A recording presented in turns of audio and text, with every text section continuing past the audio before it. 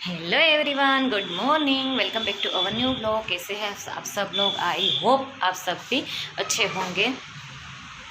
સરસ પેલા બહાર બનાવી વિડીયો, કેમ કે લાઇટ બહુ સરસ આવે છે. અહીં ઊભી રહીશ અને પાછળ લાઇટનો પ્રકાશ આવે છે. તો આજે છે અખાત્રીજની બધાને ખૂબ ખૂબ શુભેચ્છાઓ. અને ખેડૂત મિત્રો આજે પોતાના ખેતર ખેડશે અને પોતાના પાવણીની તૈયારીઓ કરશે. ચલો હવે અમે લોકો શું કરશું તો એ કરે.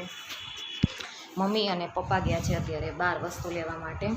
અત્યારે હું છું એકલી, કાનુને સાથે લઈને ગયા છે. ને બીજી વાત શું હતી, જો 12 વાગી ગયા છે, 12 વાગવામાં આવ્યા છે. એટલે હવે હું રસોઈ તો અત્યારે કાંઈ નથી, ખાલી લાપસી જ બનાવવાની છે. આજે અખાત્રીજ છે તો નવા ધોની લાપસી બનાવશું, માતાજીને ધરીશું લાપસી. અને કઢી કરવાની છે, કેમ કે બધાએ બપોરે ફૂલ પેટ નાસ્તો કર્યો હતો તો અત્યારે કાંઈ ઈચ્છા નથી. તો લાપસી મેં બનાવી, હું બતાવું. જો અહીંયા મેં મસ્ત લાપસી બનાવી. મેં ફર્સ્ટ ટાઈમ લાપસી બનાવી છે. મેં મારી લાઈફમાં ક્યારેય પણ લાપસી બનાવી નથી. આજે મમ્મીએ મને બનાવતા શીખવાડ્યું છે લાપસી બનાવતા. પણ તોય લાપસીમાં એટલો બધો અંદાજ ન આવે, કેમ કે મેં ક્યારેય રસોઈ એટલી ખાસ કરેલી નહોતી. અહીંયા આવીને હું લગભગ ઓલમોસ્ટ રસોઈ કરતાં હું શીખી જ ગઈ છું. પણ લાપસી અમુક પ્રકારના શીરો, મને શીરો એક જ પ્રકારનો આવડે છે, રવાનો શીરો. એવા મમ્મીએ મને શીખવાડ્યો હતો. બાકી અત્યારે શીરો પણ ઘઉંના લોટનો મને ઓછો ફાવે પણ ઓછો ફાવે.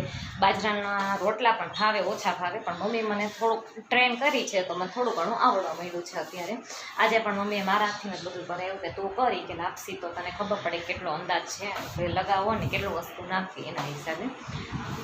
હવે હું વઘારીશ અત્યારે કઢીનો વઘાર કરીશ, બરાબર. પછી મમ્મી અને પપ્પા આવશે તો અમે સરસ જમવા બેસી જાશું. અને એ પહેલાં ધરી દઈશ માતાજીને સરસ ઘી નાખીને ચોળીને, બરાબર. કપડાં વપડા લઈને સંકેલાઈ ગયા છે ને કાનુને બહાર સાથે ગયા છે, બરાબર. તો આજે હું બતાવીશ તમને ગુજરાતી કઢીની રેસીપી, બરાબર. અહીં મેં ખાટી બહુ વધારે પડતી છાશ લીધી છે અને છાશમાં નાખ્યો છે ચણાનો લોટ, બરાબર. ચણાનો લોટ, અને એમાં આપણે નાખશું આદુ અને મરચાં. અને વધારે ટેસ્ટ આવશે વધારે પડતો લીમડો, કેમ કે ગુજરાતીમાં દાળ કે કઢીનો વઘાર થાય તો લીમડાનો ઉપયોગ તો પહેલાં થાય છે. તો બરાબર, પહેલાં આપણે કરશું લીમડાનો વઘાર. અને બહુ વધારે પડતો ટેસ્ટ થતો હોય તો જો મેં મેથી શેકીને એનો ભૂકો બનાવ્યો છે, આ નાખીશું. આખી મેથી પણ નાખી શકાય, પણ વધારે વઘારેલી મેથીનો ઉપયોગ કરું. પહેલાં આપણે નાખશું રાઈ. પહેલાં તેલ મૂકશું, તેલમાં નાખશું રાઈ. પછી નાખશું થોડુંક જીરું. રાઈ ઓછી નાખું કેમ કે મને ભાવતી નથી એટલે. પછી આપણે એમાં નાખશું, અત્યારે લીમડો ઓછો આવે, મળી જાય તો નાખી દેવો વધારે. પછી નાખશું સૂકલ મરચું. પછી નાખશું લીમડો. એમાં નાખશું હિંગ.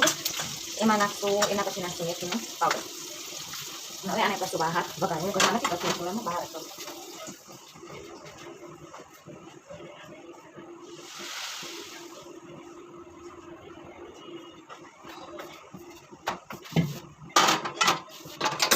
બરોબર. જો વઘાર કરીએ, સુગંધ મેથીનો પાવડર નાખો ને તો સુગંધ એટલી મસ્ત આવે, એની વાત પૂછો માને. લીમડાથી બહુ મસ્ત સુગંધ આવે, બરોબર. આમાં ચણાનો લોટ નાખીને મેં બ્લેન્ડરમાં દીધો. બ્લેન્ડરમાં તો મારી શકાય, નકર હાથેથી કરી શકાય. એ તો નાખીશું પાણી, કે છાશ બહુ ખાટી હતી.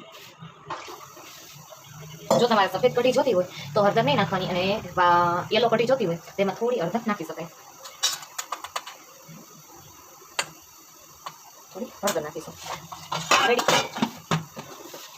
પછી નાખીશું આપણે થોડા સા નિમક.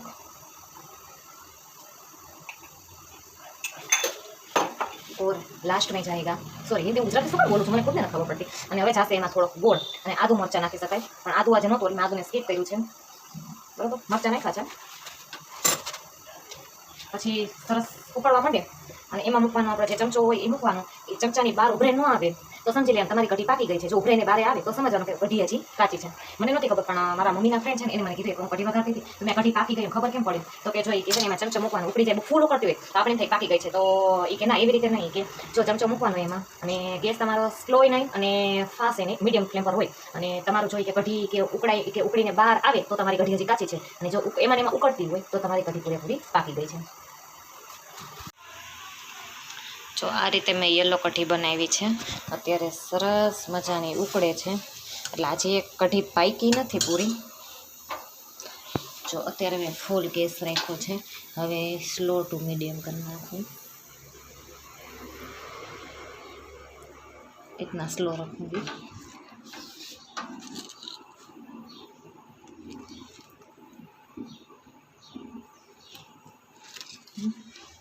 હવે ધીમી આંચ पे मैं ऐसे ही पकना सॉरी ધીમી તાપ અને આવી રીતે હું એને પકાવીશ સરસ મજાની।